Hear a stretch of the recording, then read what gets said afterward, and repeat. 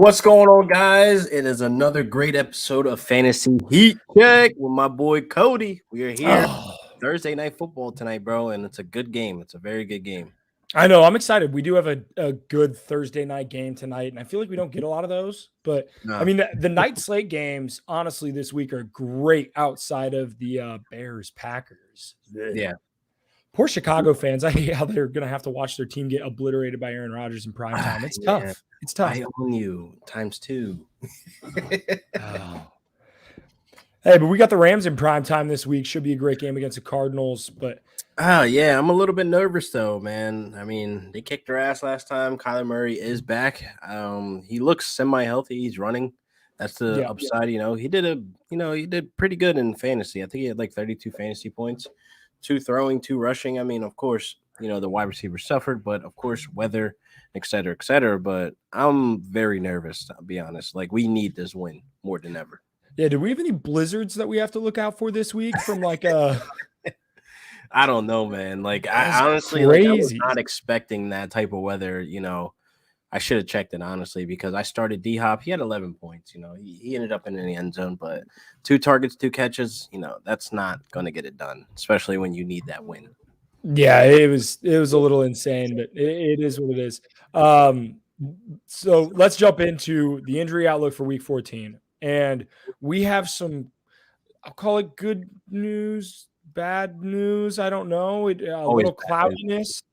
So the good news is that Dalvin Cook is back. The bad news is there's a little bit of cloudiness on whether or not we are comfortable starting him coming back. He missed 1 game with a dislocated shoulder. It's hilarious, the things I've seen on Twitter today. Be like, yeah, Dalvin Cook missed 1 game with a dislocated shoulder, and I missed work for 2 weeks because I sat up wrong in bed. So what the hell? Bro, people get old, man. These bodies, I'm starting to get old, bro. My shoulders are tight. I'll be 30. I'll be 30 on Tuesday, my guy. Well, happy pre-birthday. Everybody make sure you follow LQ at Real Deal Fantasy. That way we can all wish him a happy birthday on Tuesday. But I didn't know you were born in December, my dude. Me too. So that's kind of lit. Oh, whoa. Real ones.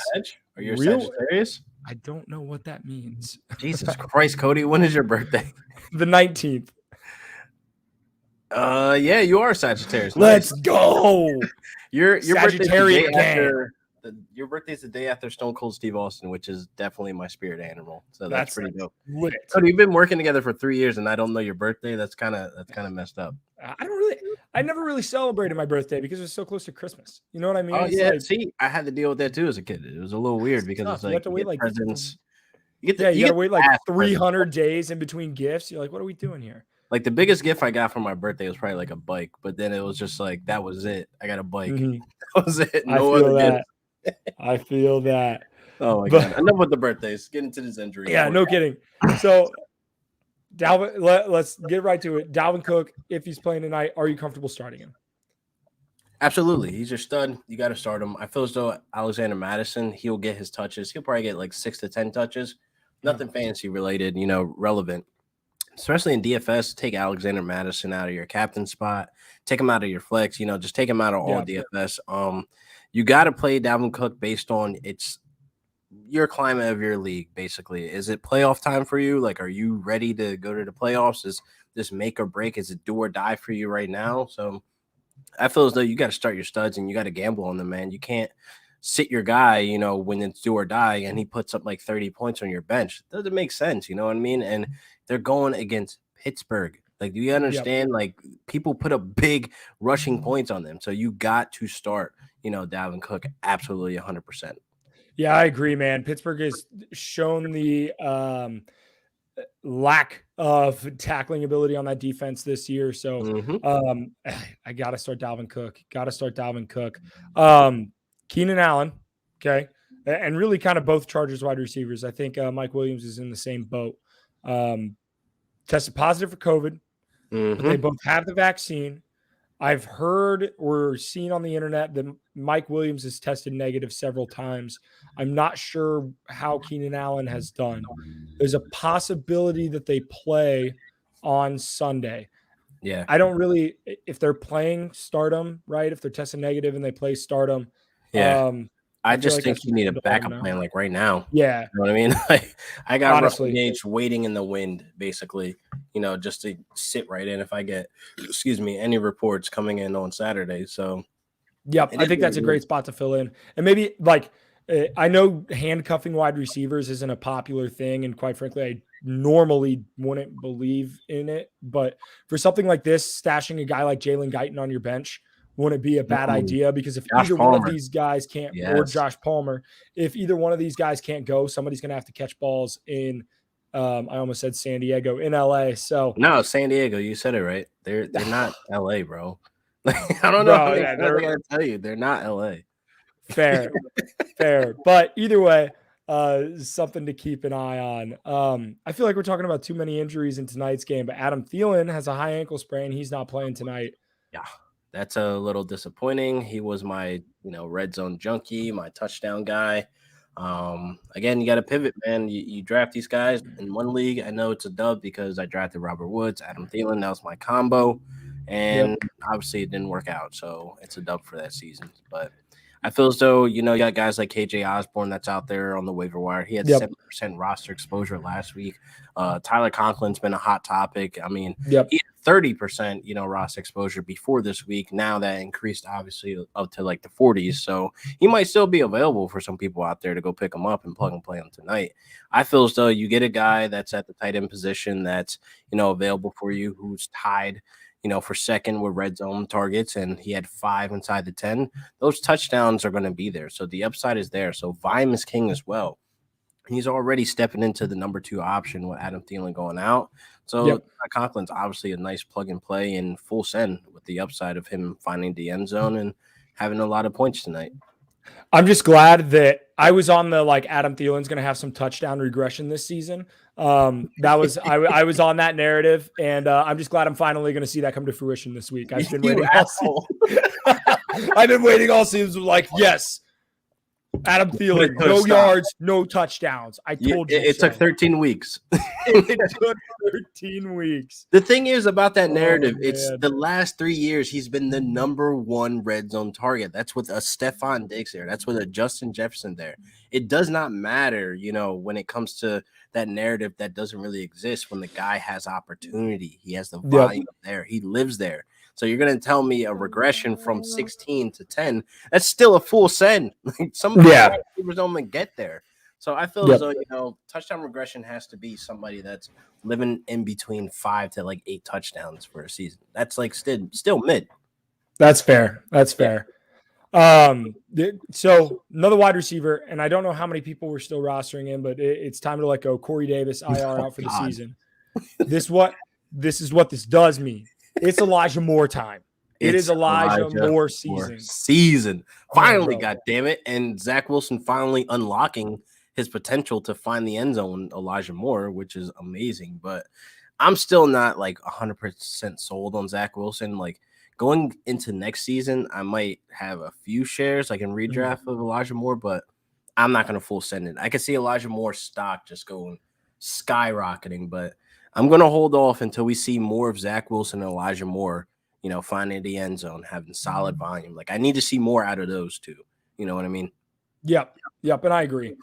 And then the last injury outlook, good news, right? Darren Waller looks like he's ready to play this week. Maybe. Yeah. He didn't practice today, though. That's the thing. He didn't practice today, so the arrow is pointing down, I would say. Back down. Yeah, I'm not too sure. It can change, veterans have their, their rest days and stuff like that as well. So we shall find out about Saturday. I mean, that's why we do the show at Thursday. It's kind of in between where we get the news. But Darren Waller, if he can't go, then I will have to look to a Ricky Seals-Jones, what situation I'm in, or a Tyler Conklin. He's going to keep coming up. You know? I was about to ask that question, right? Because you got to make that decision tonight if you're making it. Tonight, would you start Conklin over Waller with Waller's uncertainty? Yes. Okay. As I sip my beer out of confidence of saying that. Fair. Yes. Fair. Yes. I like that. I'm with you there. I feel a little nervous.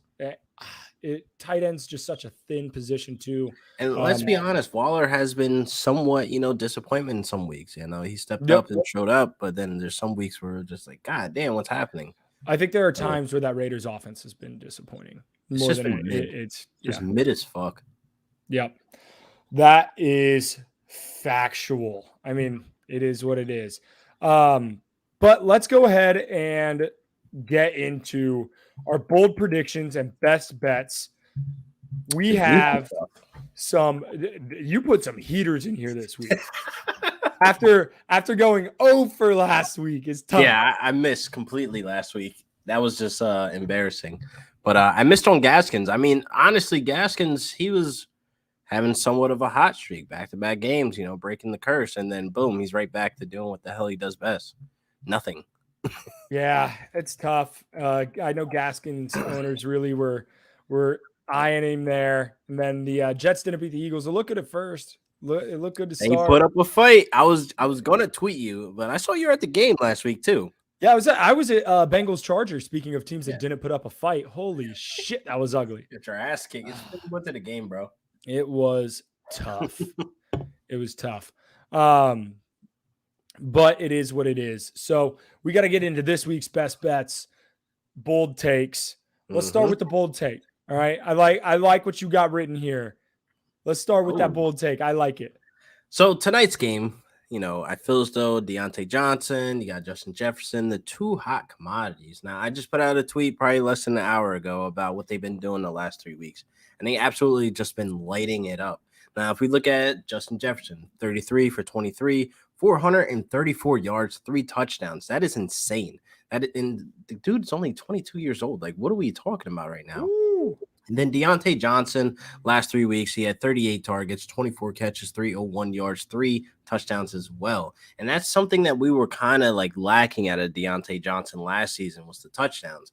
Now he's finding his way into the touchdowns. So tonight, I have Deontay Johnson having more points, more fantasy points in PPR formats than Justin Jefferson.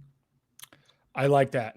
Actually. I am, from a gambling standpoint tonight, I am all over Deontay Johnson's props. Give me over receptions, over yards, sprinkle him anytime touchdown score. I love Deontay Johnson. I think the volume will absolutely be there. And the Vikings have stunk against wide receivers all season. Yeah. I don't think Patrick Peterson coming back this week really changes my opinion. I don't. Yeah. P-Pat, you had a great run, pal. But we're you had a great run. I'm going to actually start with my best bet instead of my bold take. My best bet involves your team, the Rams, and the Cardinals both. It's a little bit of a combination here. We don't need your bad luck, my guy. We don't need your bad luck. Look, I'm not going against one side or the other. I think it'll be a great game. However, I am taking under 51.5. That's a very, very high total for two divisional opponents who have already played once this year. Yeah. They know each other. Monday Night Football. It'll be a great game. Hopefully Hendo is healthy.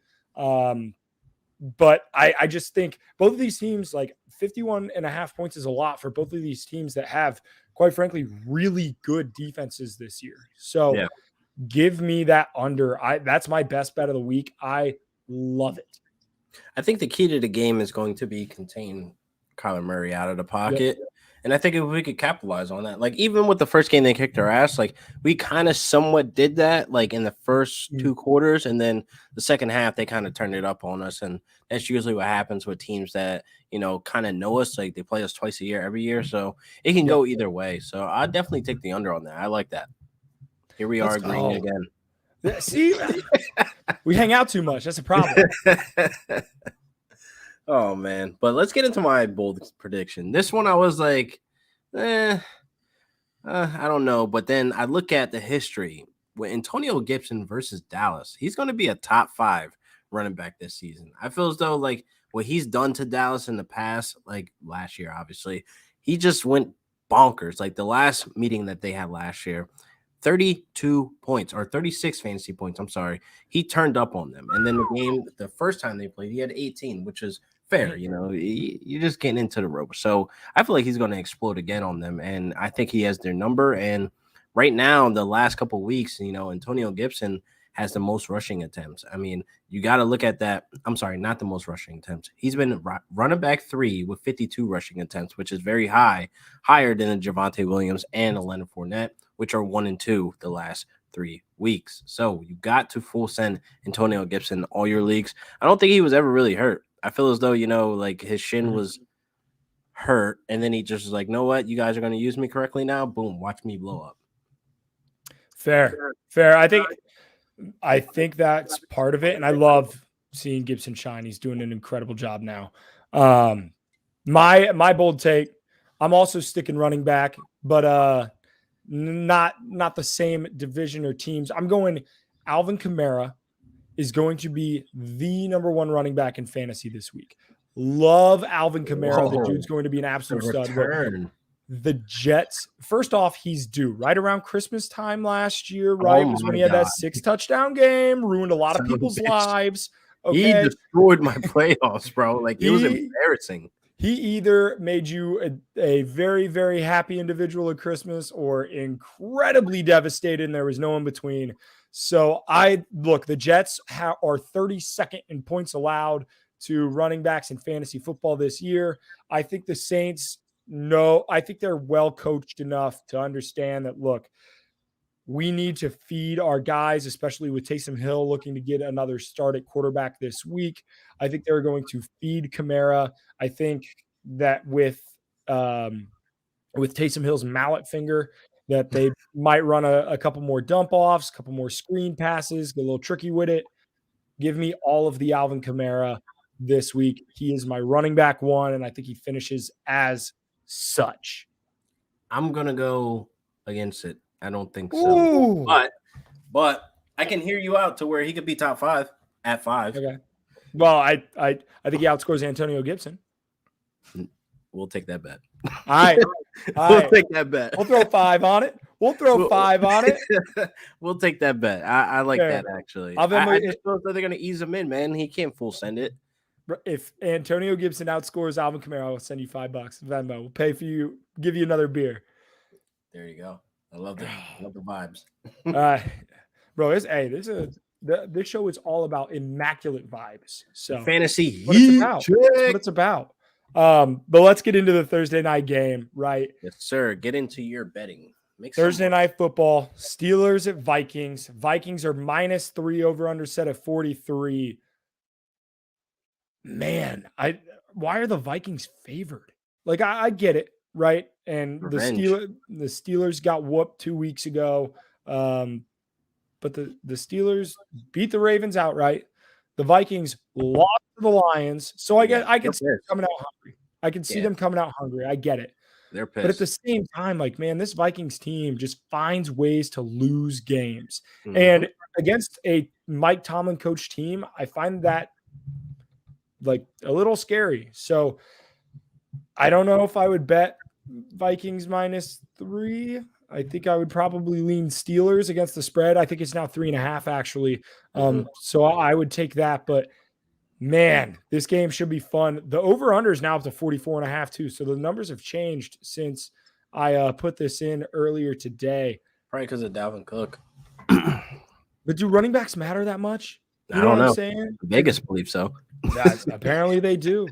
Apparently they do. I tell you what, though, because I'm a degenerate and I have to at least have one play on this game. In addition to my Deontay Johnson stat or props that we talked about earlier, I am taking the under in this game, under 44.5. The Vikings are 1-4 to the over at home. The Steelers are 4-7-1 to the over on the season. I think this game just kind of screams under. Like a missed field goal, block PAT kind of game, and we'll see where it goes. But I like under 44.5. That's my play for tonight's games. But I'll take you up on that, actually. I'll throw 5 on that. Okay. All right. Let's go. So we talked about it briefly in the injury section. LQ, tell me about KJ Osborne and how do we feel about him tonight? KJ Osborne, here's the thing. Here's the climate with people when they hear a wide receiver go out. They automatically think the next wide receiver is up for grabs. Like he's the guy that's going to be the number 2 option. But That's not necessarily true because the first 2 weeks, KJ Osborne was a top 15 wide receiver. The first 2 weeks, like everything was looking good. He had a healthy target share. Then out of nowhere, weeks 3, 4, 5, and beyond, Tyler Conklin stepped up and said, "Hey, I can earn these targets as well." Targets are earned, and that's the thing. Like, it's not like a next man up mentality, and all of a sudden somebody's going to start feeding you. So I feel as though KJ Osborne has his role. Everybody's looking at that touchdown last week, which is great. He found the end zone. Things happen. That's what happens in football. People score touchdowns. If we're looking tonight for something consistent, yes, he has the volume, but Tyler Conklin has that leg up to being, the number 2 option. He's earned that role. He earned that spot behind Adam Thielen, behind a Justin Jefferson. So KJ Osborne to me is a solid flex play, a wide receiver 3. I wouldn't expect the stars in the moon. I wouldn't expect anything close to Adam Thielen, but he'll be very serviceable. It's not like you picked him up for nothing. If you did go pick him up, you could play him tonight. I just wouldn't, expect, big numbers. I wouldn't expect like 18 to 20 points. I'll be looking around, the 12 to 15 range where he could sit there as a solid wide receiver 2 for this week. So if you have other options that seem better, I would pivot.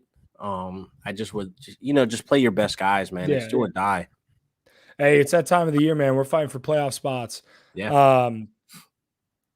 So let's hit on these tight ends just a little bit. I don't have this written down in the show notes, but Tyler Conklin, I like his touchdown upside, especially with their number 1 red zone target out and Adam Thielen. Yep. Pat Freiermuth, I like him, but not as much as normally this week. The Vikings have shockingly been pretty stout against tight ends. Mm-hmm. So they really did a number on George Kittle. I think George had 1 for 13. Mark Andrews, I think, had 5 for 44. Hawkinson got a touchdown last week, but I don't know if I like Freiermuth this week. I think if I have other options at tight end, I might be playing them. There are guys like Gesicki I prefer. I prefer Conklin to Freiermuth tonight, honestly. What about where do you sit? Is Freiermuth right on your edge of like start, sit? He's right there for me. It's kind of like a toss-up in the situation where you're probably at a tight end to where you're not sitting with a solid, like you're probably sitting with a Dalton Schultz and a Freiermuth or whatever, and like you're probably looking at it like I could play either or, but I say you go with the best guy that has the volume, and I feel as though you got a Najee Harris there, Deontay Johnson that's demanding, elite targets, and then Claypool as well. So you have other mouths to feed. So I feel as though, you have to play the guy that's going to feel safe this week. And the tight end position, like I said, every week it's a toss up. Like I know people that are streaming tight ends every single week, and they're in the playoffs right now. It works for some if you build your team correctly. It do be like that sometimes. So we hit on Freiermuth. Let's talk Claypool real quick. I have written down here on the show sheet. I have it written. Do you trust any Steeler outside of Najee and Deontay? So we already hit on Freiermuth. You trust Claypool tonight? Claypool is really hit or miss, man. I feel as though he could easily have 6 catches, from time to time. But it's like, what are we really depending on him for? Like we miss him having like 10 touchdowns, what we saw last year. Yeah. That's not happening. You want to talk about touchdown regression. That's what we've seen from there you go. Because he does that. That's touchdown regression, not what Thielen that's based on the quarterback, though. I feel as though if Claypool had like a Kirk Cousins or a Dak or any of these other quarterbacks, he would still sit between, in range of what he did last year. But Big Ben is terrible, like absolutely terrible. He's broken. And we're depending on basically Deontay Johnson to, get the unders and have some big plays here and there. But Claypool, he can't be trusted with a Big Ben. I agree 100%, man. Which I'm a big Claypool fan, honestly. I think he's a unbelievable talent. Hopefully he has somebody to throw him the football next year. It's that time. It's that time of the show. The time where we answer your guys' questions. Thank you so much each and every week for tweeting at us, DMing us, Instagram, the whole 9 yards. You guys do an incredible, incredible job of the mailbag. So we're going to start a little different question to start the show. Not necessarily a fantasy question, although it does kind of relate to fantasy a little bit. It's all money, man. Hey, we're about that money. We're winning fantasy leagues. We're winning prop bets. We're winning all the checks. Anything and everything we can put our hands on, we're winning for sure. So my man Themi on Twitter asks, which my man the Greek, great follow. He asks, how do we look at touchdown props? And anytime first touchdown, I'll start. I'm going to be honest. I stay away from first touchdown. I'm not a fan of it. Yeah, I don't. No. I think that's more who gets lucky on the first drive than any. Like, I don't think teams target a player specifically, right? And obviously, this is volume driven. So, if a player gets more touches throughout a game, the odds that he scores the first touchdown are higher. But I just don't love any first touchdown scores. I like them more on lower totals because then you're under the assumption that there's going to be fewer touchdowns and therefore he has a higher chance for that touchdown to be the first.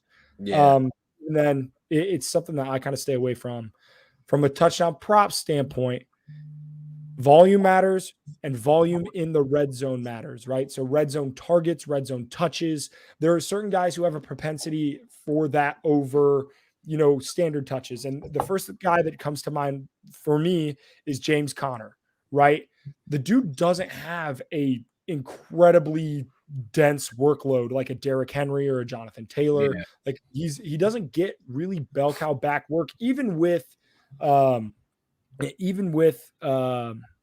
his name? Not Benjamin, the other running back on the Chase Cardinal.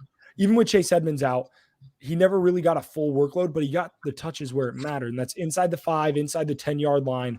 Those touches matter. And if you Google, you can find, touches inside the red zone and everything. And if you kind of relate that to overall team touches and total volume, I think it gives you a better chance of saying, hey, this team really looks to this guy in the red zone. And you can find some positive value on that depending on, there's some teams who allow a lot of rushing touchdowns. The Jets, absolutely, right? Yeah. I'm glad we're on the same page there. The Jets, absolutely. So that's something that, when you see, okay, they allow touchdowns to running backs, this running back gets a bunch of volume, like you put 2 and 2 together. But you really got to be careful there because some of those touchdown props get a little wild. Oh, yeah, they do.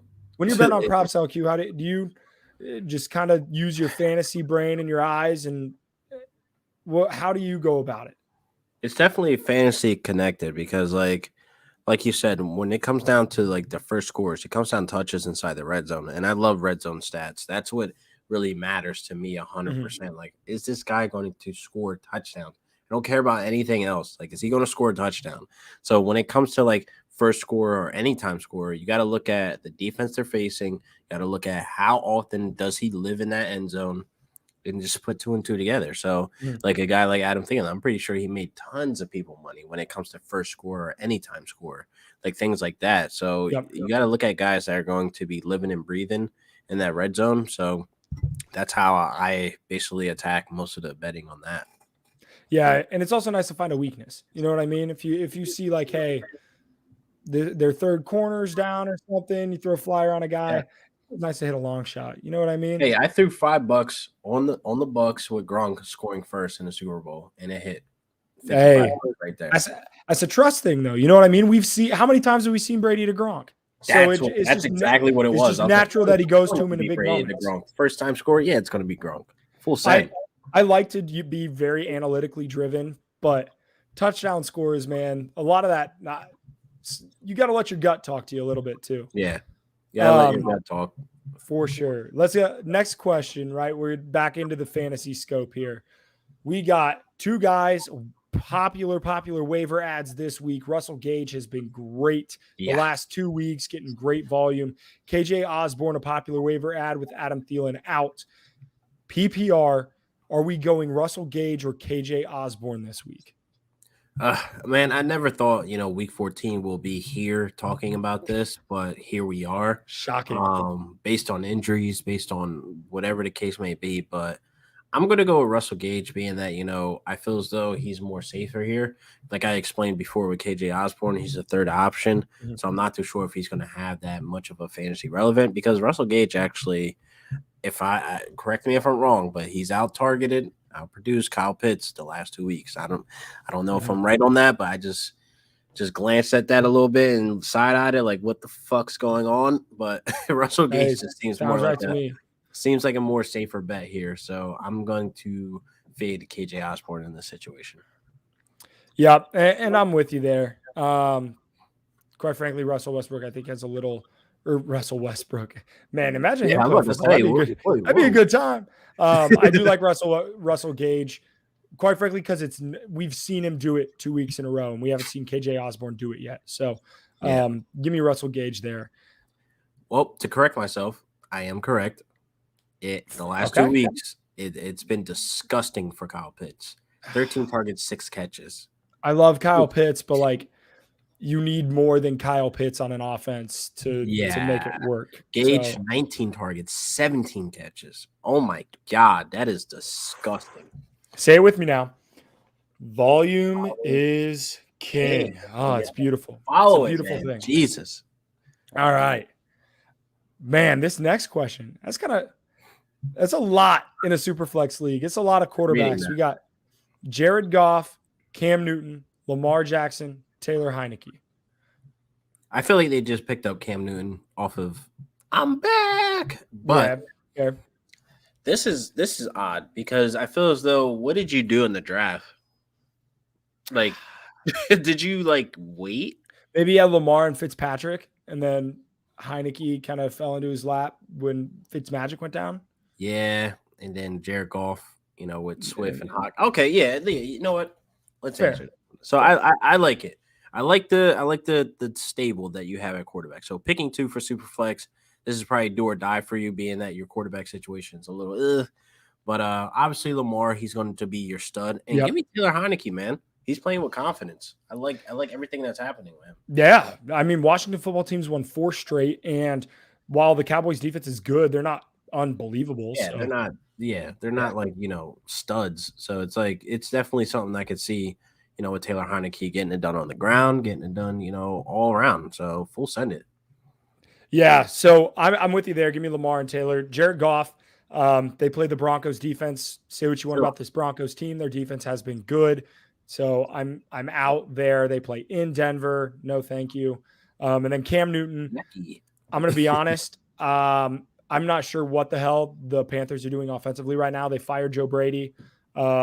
So I don't know if Matt Rule is going to be calling plays or how that's going to work. Such an odd firing. I agree 100%, because I don't think – oh, no, Joe Brady turned Teddy Bridgewater into Teddy Bridgewater was competent and had 3 1,000-yard receivers last year. And then you draft Terrace Marshall, you get rid of Curtis Samuel, Christian McCaffrey's hurt for a majority of the season, and you bring in Sam Darnold, and suddenly it's Joe Brady's fault your offense isn't putting up points. But the thing is, it's like – what? It looks like they're blaming like CMC's injury on him. Like, why can't you get this offensive going? I don't know, because the guy that had like a 90% snap opportunity, basically is gone. Yeah. It's like not fair. Yeah, and it's different too, because like he's not a say what you want about running backs being replaceable. CMC just ain't an ordinary running back. You know what I mean? He's not an average player. So it's sucks to see Joe Brady get fired. I'm not a believer in that Panthers offense. I have no idea what we're going to see this week. I know that Falcons defense is bad, but I'm not starting Cam Newton anywhere. I'm going to be honest. I have a hard time starting DJ Moore, and I love DJ Moore. So unfortunate what's happening to, man. I think this will be the last year that I draft him. I have a little bit, like, I have too many shares of him, how I feel like, because like I was all in on this offseason, because like I was getting him late. I was getting him to where, I can pair him up with Allen Robinson and he's been all right, like the top 20 wide receiver. It just can we get this man a quarterback? Like, what are we doing? We're expecting top 10 out of him, but it is what it is. Kirk Cousins is going to be a great Panther next year. I'm super excited for that. Jesus. All right, last question. I feel like we've talked about Tyler Conklin a lot tonight, but we got one more. Keep it in the division. NFC North. We going TJ Hawk or Tyler Conklin? I feel like Hawk is still a classified stud. He's like tight end 3, so I'm leaning Hawk. You got to start Hawk, especially with Swift injured. Not being 100%. I feel like he's the number one option there, obviously. So you got to start the volume here. Yep, start your studs. I'm going with TJ Hawkinson as well. LQ, we're at the bottom of the mailbag. I think that's it. We're done. Nice. Love it. Great show, though. I mean, we got some always. picks. You got some people making money tonight, and we got a little bet on the line, $5. Yes, sir. I think Kamara, man. I think he's going to do it. I don't think so. It's going to be Gibson. Giddy up. I think I'm saying that because I need Alvin Kamara to do it. That's what I need it. See, it's motivated. We'll see what it is.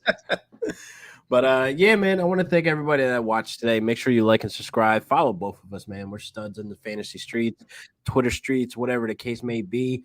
But please make sure you like and subscribe. And please head over to 32-Bit and check out what they got going on every single week.